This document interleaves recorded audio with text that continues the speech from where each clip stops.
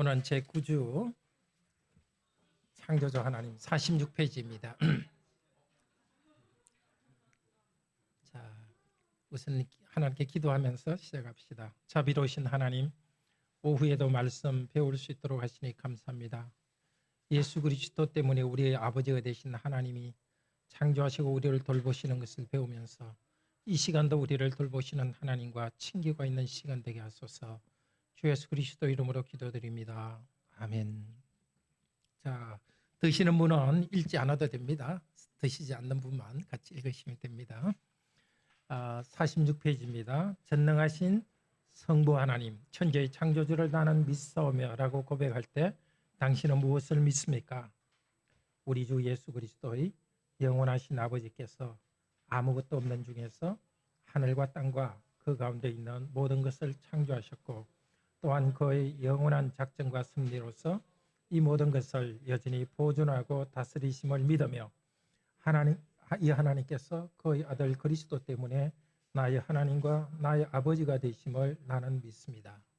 그분을 전적으로 신뢰하기에 그가 나의 몸과 영혼에 필요한 모든 것을 채워주시며 이 눈물골짜기 같은 세상에서 당하게 하시는 어떠한 악도 합력하여 선을 이루게 하실 것을 나는 조금도 의심치 않습니다.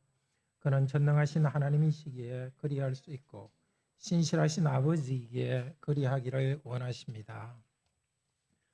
전능하신 성부 하나님을 믿는다는 것,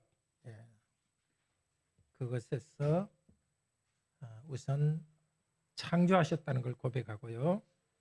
그 다음에 작정과 섭리로서 보존하는 것을 믿고요. 나의 아버지가 되시는 것을 믿습니다. 창조, 섭리를 통해서 계속 일하심, 나의 아버지 되시는 것. 그것이 나에게 적용은 어떤 것으로 적용돼요? 나는 신뢰하면서 두 가지 적용. 내 몸과 영혼에 필요한 모든 것을 아버지로서 주십니다. 그 다음에 눈물골짜기 같은 세상에서 당하게 하시는 어떠한 악도 합력하여 선을 이루게 하십니다. 자, 교재를 가지고 좀 더 하도록 합시다. 자, 우리 주 예수 그리스도의 아버지가 세상을 창조하셨다. 참 중요합니다. 막연한 창조주가 아닙니다. 막연한 신이 아닙니다. 그의 아들 그리스도 때문에 나의 아버지입니다. 또 나의 몸과 영혼에 필요한 모든 것을 채워주신다는 실제적인 믿음입니다. 창조주 하나님이라는 고백은 하나님은 멀리 있는 것이 아니라 그리스도의 구원과 관련되어 있고 우리의 일상과 관련되어 있습니다. 전능하신 성부 하나님 천지의 창조자를 믿사오며, 여기서 전능하사 천지를 만드신, 옛날에는 그렇게 했습니다. 근데 지금 주기도문은 사도신경은 잘 나와 있죠. 전능하신 성부 하나님 천지의 창조주를 나는 믿사오며. 자, 전능하신 일, 예수 그리스도께서 하나님 우편에 앉아서 세상을 다스립니다. 그것도 하나님의 전능하신 다스림을 함께 하는 것입니다. 성경에서 전능하신 하나님은 어디에 주로 쓰였냐 하면은 하나님이 백성과 과라원에 언약을 맺으신 것에 주로 나옵니다. 언약을 맺으신 것. 과라원의 언약. 예를 들면 창세기 17장 1절 2절 같이 읽읍시다. 나는 전능한 하나님이라. 너는 내 앞에 행하여 완전하라. 내가 내 언약을 나와 너 사이에 세워주어 너로 심히 번성케 하리라. 이 언약이잖아요. 너를 심히 번성케 하리라. 축복을 주시는데 하나님 쪽에서는 내 앞에 행하여 완전하라 하는데, 이때 하나님은 나는 전능한 하나님이라고 말씀하십니다. 자, 그런데 아브라함은 99세가 되어 가니까 하나님이 언약을 포기하는 것이 아닌가 걱정했습니다. 바로 그때에 창세기 17장에 하나님이 나타나서 자기는 전능한 하나님으로서 계시하십니다. 아브라함의 믿음을 굳세게 위로하고 확신을 주셨습니다. 전능하신 아버지 하나님, 언약에 신실하신 하나님입니다. 예수 그리스도의 아버지께서 천지를 창조하셨습니다. 창조할 때 진화론과 창조론 이야기를 생각하는데요. 진화론의 주장은 이것입니다. 우주 에너지가 모아졌다가 갑자기 폭발하여 우주가 되었다고 합니다. 그 폭발하여 우주가 되었고 그 다음에 그 생명체는 어떻게 생겼는가? 원물질이 있다가 생명으로, 고기로, 사람으로 진화했다고 합니다. 자, 그러면서 또 뭐라고 주장하느냐 하면 하나님이 창조하지 않았다고 주장합니다.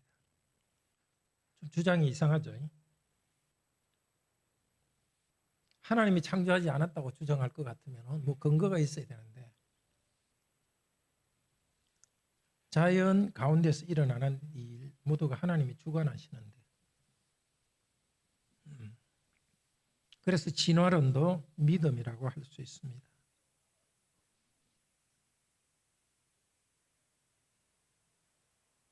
하나님이 세상을 창조하셨다고 우리는 고백합니다. 성경에서 그렇게 계시했기 때문에 압니다. 히브리서 11장 3절 같이 읽읍시다. 믿음으로 모든 세계가 하나님의 말씀으로 지어진 줄을 우리가 아나니. 우리가 하나님을 믿는 것은 과학자가 하나님은 계시다, 하나님이 창조했다, 그렇게 말하는 것을 기다릴 필요가 없습니다. 말씀하셨기 때문입니다. 이런 비유가 될지 모르지만 지금 여러분의 부모님이 여러분을 낳았다는 것은 다른 사람이 증명할 필요가 없습니다. 부모님이 내가 너 낳았다 그러면 그런 줄 아는 거지, 계속 뭐 조사해보고 진짜 부모님이 내 낳았나, 혹시 안 낳은 것 아니냐, 뭐 검사해봐야 아니냐, 이런 식으로 생각하는 것과 같은 거죠. 우리를 창조하신 하나님께서 그렇게 말씀하시면 그대로 믿는 것입니다. 그 이상 알 수가 없습니다. 사실 세상의 창조 부분은. 과학은 변합니다. 그렇지만 하나님은 영원합니다. 우리는 온 세상을 창조하신 하나님을 고백하고 찬양해야 하는 일을 먼저 합니다. 그러면서 자연에 대해서, 우주에 대해서 연구해야 됩니다. 자, 2번 빨간색으로 된 것 같이 읽읍시다. 우리 주 예수 그리스도의 영원한 아버지께서 아무것도 없는 중에서 하늘과 땅과 그 가운데 있는 모든 것을 창조하셨고, 하나님이 세상도 공간도 창조하셨고 시간도 창조하셨습니다. 공간만 창조한 게 아니라, 준영아 그게 좀 시간이 이상하지, 생각이 어떤지 모르겠어? 이 세상에 있는 물질도 창조하셨고 시간도 하나님이 창조하셔서 시간이 흘러가는 것도 하나님이 창조하셨어요. 그런데 시간과 공간을 창조하시기 전에 하나님과 그분의 아들 예수 그리스도가 먼저 계셨습니다. 영원한 삼위일체 하나님께서 영원한 작정이 있었습니다. 이 영원은 긴 시간을 말하는 것은 아닙니다. 그것도 포함하겠죠. 그렇지만 영원은 시간이 만들어지기 전, 아니면 시간을 초월하는 그것을 말합니다. 하늘나라 이렇게 할 때 하늘나라는 이 우주가 연장된 것은 아니거든요. 우주 저 멀리 하늘나라가 있는 것은 아니잖아요. 이런 우주를 넘어선 영적 세계죠. 물론 새하늘과 새 땅을 이룰 때는 또 달라지겠죠. 작정이라 할 때는, 작정은 우리말로 어렵게 들리지만 원래 성경 단어는 계획입니다. 히브리 단어, 헬라 단어 다 계획이라는 뜻입니다. 자꾸 작정 이렇게 하니까 좀 복잡하게 들리는데요. 하나님의 좋은 생각 가운데서 시간을 만들고 해와 별을 만들었고 우리도 만들었습니다. 섭리는 뭐냐? 만든 것 모두를 다스리는 것을 섭리라고 합니다.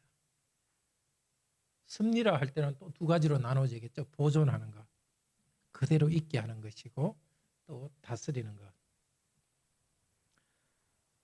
자, 우리를 죄에서 구원하신 예수 그리스도의 아버지께서 모든 순간을 다 알고 다스립니다.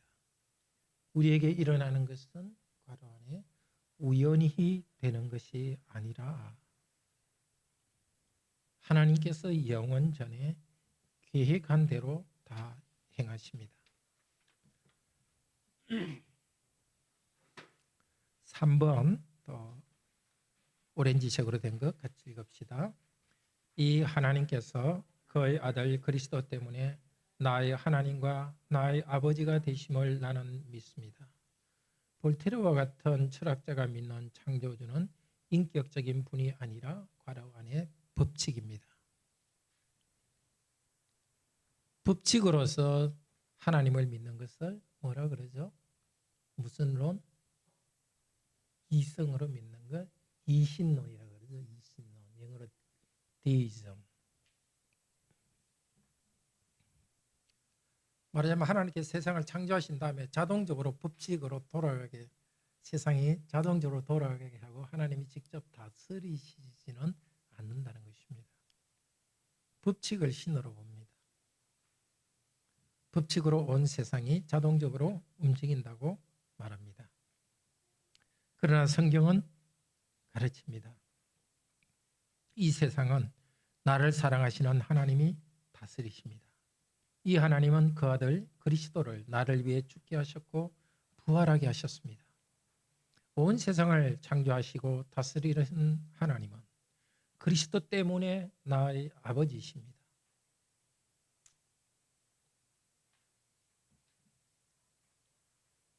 온 세상을 하나님이 창조하셨고 다스리기 때문에 우리는 어디 가든지 하나님의 따뜻한 품 안에 안겨 있습니다.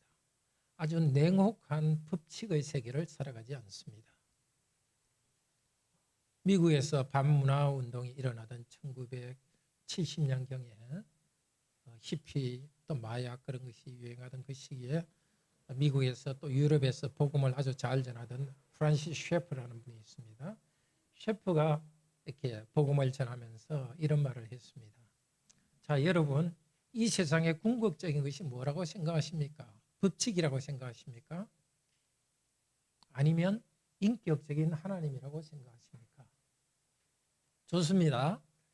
법칙이 이 세상을 다스린다고 생각해 봅시다. 여러분의 사랑하는 사람이 여러분에게 사랑을 고백하는 것도 결국 법칙 때문일까요? 궁극적으로 여러분이 살아가는 세상이 법칙으로만 되고 있다면 얼마나 인생이 메마르고 불안하겠습니까? 우리는 그런 세상에 살고 있지 않습니다. 인격적인 신이 우리를 돌보고 있습니다. 그렇게 좋은 세상에 살고 있습니다. 이런 식으로 변증을 했습니다. 궁극적인 것이 법칙이 아니라 인격적인 하나님이 우리를 돌보고 있다고 그렇게 변증을 했습니다. 그분을 전적으로 신뢰하기에 모든 것을 채워주실 것을 믿으며 1번 같이 읽읍시다. 그분을 전적으로 신뢰하기에 그가 나의 몸과 영혼에 필요한 모든 것을 채워주시며 온 세상을 다스리고 창조하시는 하나님이 그리스도 때문에 나의 아버지가 되시고 나는 그분을 전적으로 신뢰합니다. 그분은 나의 몸과 영혼에 필요한 모든 것을 채워주신다고 약속하셨기 때문에 나는 믿습니다. 마태복음 6장 25절 유명한 말이죠. 괄호 안에 뭐죠? 뭐 하지 말라? 네, 염려하지 말라. 그 다음에 오른쪽 제일 밑에는 천부, 괄호 안에 있는 것 같은 말이죠. 이것도 명령이에요. 살인하지 말라는 것도 명령이지만 염려하지 말라는 것도 명령이에요. 그리고 이게 자꾸 순종하는 법을 알아야 됩니다. 미워하지 말라 했으니까 미워하는 마음이 들어도 자꾸 하나님께 순종하여 없애잖아요. 염려도 마찬가지입니다. 자꾸 그런 생각이 일어나지만 복종함으로써 염려를 없앱니다. 같이 읽읍시다. 염려하지 말라. 목숨이 음식보다 중하지 아니하며 몸이 의복보다 중하지 아니하나 궁정의 새를 보라. 심지도 않고 거두지도 않고 창고에 모아 들이지도 아니하되 너희 천부께서 기르시나니 너희는 이것들보다 귀하지 아니하냐. 마태복음 6장은 5, 6, 7장은 예수님께서 제자들에게 하신 말씀이잖아요. 5장 시작하는 데 보면은 예수님께서 산에 앉으시니 제자들이 나오니라. 첫 번째 제자가 된 사람들, 베드로 같은 경우에 용감하게 재산 다 버리고 예수님 따랐습니다. 그때 배를 소유한 사람이라면 요즘으로는 아주 넓은 아파트 가진 사람보다 훨씬 부자 중산층입니다. 상당히 중소기업 이상의 그 중산층인데 그걸 다 버렸는데 문제는 먹을 게 계속 걱정이 되는 거죠. 우리 모두에게 말하는 거지만 1차적으로는 그때 다 버리고 떠난 업으로서 자기 재산 다 버리고 떠난 사람들에게 하시는 말입니다. 그 믿음 좋은 베드로도 마음에 염려가 있었기 때문에 이 말을 하고 6장도 보면 길잖아요. 이게 염려하지 말라는 거. 그때 제자도 그러고 우리들도 믿고 구원받았고 천국이 있는 걸 알지만 또 믿음 때문에 고난받을 줄도 알지만 또 한편으로는 또 여전히 염려가 생깁니다. 그렇기 때문에 말씀으로서 우리에게 반복해서 창조하신 하나님을 우리에게 보여주시고 창조하신 하나님께서 먹여주실 것을 강조합니다. 그래서 그리스도는 그 어려운 일 가운데서 막 고민하며 하죠. 당연히 돈이 뭐 예컨대 아파트 전세 그 마련해야 되는데 그때 안 맞으면 막 고민하지만은 염려는 안 하는 것이죠. 고민하는 거 염려는 다른 문제죠. 어떤 문제를 해결하기 위해서 머리를 막 싸매는 것은 하지만 염려라는 것은 일이 안 될까 불안하고 그 심리적인 것이죠. 그렇게 하지 말라 그랬습니다. 그리고 시편 55편 22절 읽읍시다. 내 짐을 여호와께 맡겨버리라. 너를 붙드시고 의인의 요동함을 영영이 허락지 아니하시리로다.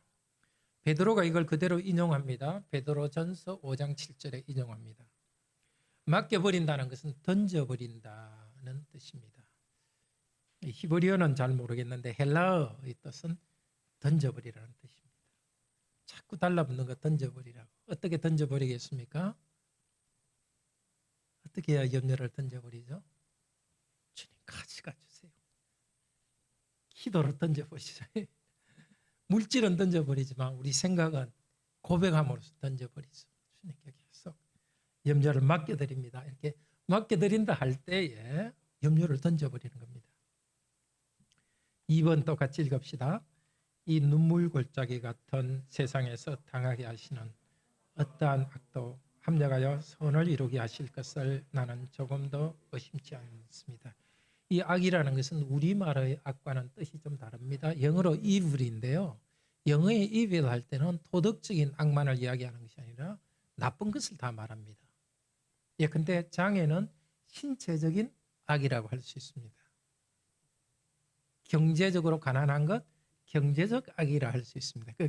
그러니까 단순하게 나쁜 것이라는 뜻입니다. 나쁜 것.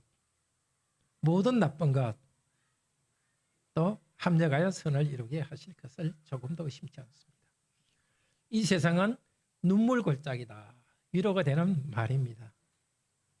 아브라함은 아주 부자였습니다. 그렇지만 나그네로 살았습니다. 모세는 왕궁의 권력을 버리고 그리스도와 함께 고난을 받았습니다. 우리의 죄 때문에 눈물이 있고 고통이 있습니다. 직접적인 우리의 죄 때문에 어떤 당하는 결과도 있지만 이 세상이 타락했기 때문에 타락의 결과로 이 땅에서 여러 가지 어려움이 있습니다.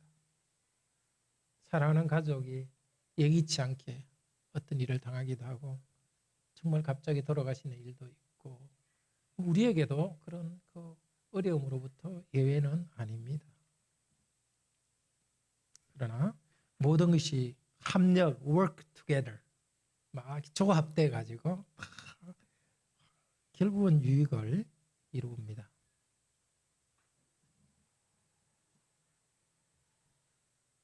앞쪽이네요. 그냥 당하는 것이 아니라 당하게 하시는 악이라고 강조합니다. 이 나쁜 것들이 우연히 일어나지 않고 하나님이 그렇게 행하십니다. 자, 이거는 우리로서는 풀기 어려운 문제입니다. 세월호 사건에 그 많은 사람이 아이들이 죽었습니다. 우연히 일어났냐? 그 순간에는 하나님이 일하지 않으셨느냐? 당연히 하나님께서 일하셨죠. 그런데 그 불행이 일어난 건 또 사실이고 우리에서는 논리적으로 풀 수는 없습니다. 그렇지만 분명한 것은 하나님이 모든 것은 하나님이 직접 행하시는 것이지 하나님이 행하시지 않는 것은 없습니다. 악한 자들은 악을 행했습니다. 악에 대한 책임이 있는데 또 신비한 가운데 하나님께서도 어떻게 행하심이 거기에 있습니다. 논리적으로 더 이상 설명할 수 없는 참 신비한 건데요. 우리에게 일어나는 일도 우연이 아니라 하나님께서 그렇게 일어나게 하십니다. 우리에게 당하는 고난은 죄에 대한 벌도 있고 고난도 있습니다. 둘 다 하나님이 우리를 훈련시키는 과정입니다. 그 모두는 합쳐서 우리에게 선을 이룬다고 약속하셨습니다. 로마서 8장 28절 같이 읽읍시다. 하나님을 사랑하는 자, 곧 그 뜻대로 부르심을 입은 자들에게는 모든 것이 합력하여 선을 이루느니라. 로마서 8장 앞쪽에는 고난에 대해서 이야기합니다. 8장 16, 17절에서 그런즉 우리가 그리스도와 함께 영광의 나라를 누리기 위해서 그리스도와 함께 고난도 받아야 될 것이니라. 그 맥락에서 모든 것 말하기 때문에 여기 모든 것은 주로 고난이 있는 인생 쪽을 말합니다. 예. 그것을 선언하시니까 믿고 나가서 어떻게 염려를 던져버립니까? 이 말씀을 붙잡고 우리 마음이 흔들릴 때 이 말씀을 붙잡고 염려를 맡겨드립니다. 하나님께서 악을 당하게 하신 가장 좋은 예가 그리스도입니다.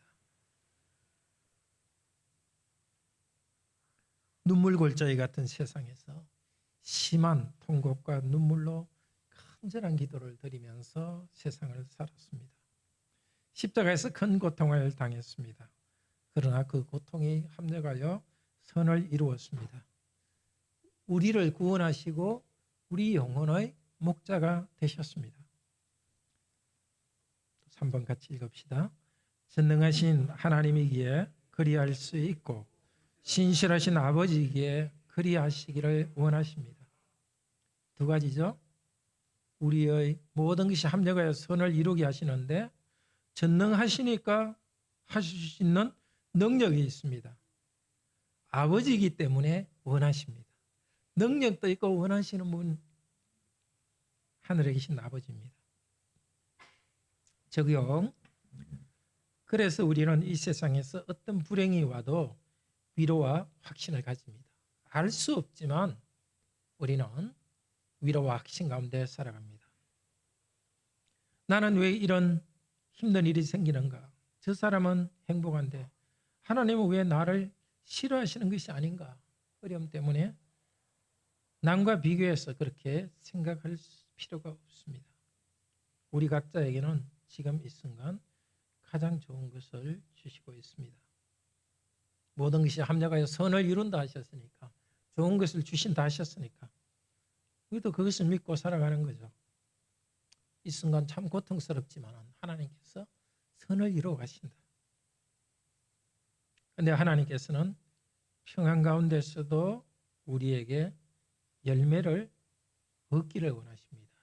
우리 인생에서 하나님이 원하시는 열매를 우리가 평안한 가운데서도 열매를 우리로부터 얻기를 원하십니다. 어려운 가운데서도 우리가 인생의 열매를 맺기를 원하십니다. 십자가에서 우리를 구원하시며 인내하신 그리스도를 본받읍시다. 히브리서 12장 1절에서 2절이죠. 우리도 인내로서 우리 앞에 당한 경주를 경주하며 인내로서 그리스도의 성품으로 자라가야 되겠습니다. 창조하신 하나님, 섭리하시는 하나님께서 우리를 꼭 돌보고 있으니까 어떠한 일이 오더라도 우연이나 법칙에 의해서 되는 것이 아니니까 아버지가 돌보시니까 그런 안정감 가운데 살아가도록 합시다. 기도합시다. 우리를 창조하신 하나님이 창조하신 세상 가운데 우리가 살고 있으니 감사합니다. 경기가 이렇게 좋아졌다가 나빠지고 또 직장을 얻기도 하고 실직하기도 하고 매출이 올라가기도 하고 낮아지기도 하고 또 우리의 건강도 기복이 있고 그런 눈물골짜기 같은 세상을 우리는 살아갑니다. 그러나 전능하사 천지를 만드신 하나님 아버지를 내가 믿사오며 그 전능하신 하나님께서 나의 아버지 되시오니 모든 것이 다 연결돼서 우리의 유익을 이루신다고 약속하셨사오니 이 약속 가운데 편안한 마음으로 살아가게 하소서. 그러나 염려가 일어날 때마다 기도 가운데 맡겨드리게 하시고 염려하지 말라는 이 말씀을 가지고 순종하면서 우리가 살아가게 하여 주시옵소서. 주 예수 그리스도 이름으로 기도드립니다. 아멘. 자, 한 주간도 좋은 주간 되시고요. 또 주모임 잘 하시길 바랍니다.